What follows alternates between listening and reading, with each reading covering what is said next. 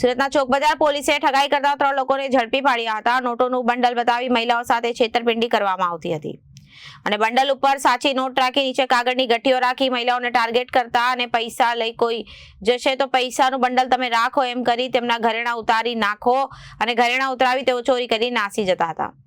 આરોપીઓએ પોલીસે એક મહિલા અને 2 પુરુષોની ધરપકડ કરી અને કાયદેસરની કાર્યવાહી હાથ ધરી છે। સુરતના ચોક બજાર પોલીસે ઠગાઈ કરતા 3 લોકોને ઝડપી પાડ્યા છે। નોટોનું બંડલ બતાવી મહિલાઓ સાથે છેતરપિંડી કરવામાં આવતી હતી। બંડલમાં સાચી નોટ અને નીચે કાગળની ગઠ્ઠી રાખી મહિલાઓને ટાર્ગેટ કરતા પૈસા કોઈ લઈ જશે જેથી પૈસાનું બંડલ તમે રાખો અને તમારા ઘરેણા ઉતારી નાખો। ઘરેણા ઉતરાવી તે ઘરેણા ચોરી કરી નાસી જતા હતા અને આરોપીઓ પોલીસે એક મહિલા અને 2 પુરુષની ધરપકડ કરી કાયદેસરની કાર્યવાહી હાથ ધરી છે।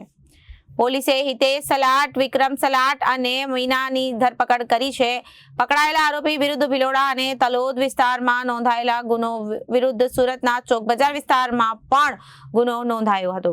પકડાયેલા આરોપી અરવલ્લી તથા સાબરકાંઠા જિલ્લાના રહેવાસી હતા। Bureau report, Janadesh news.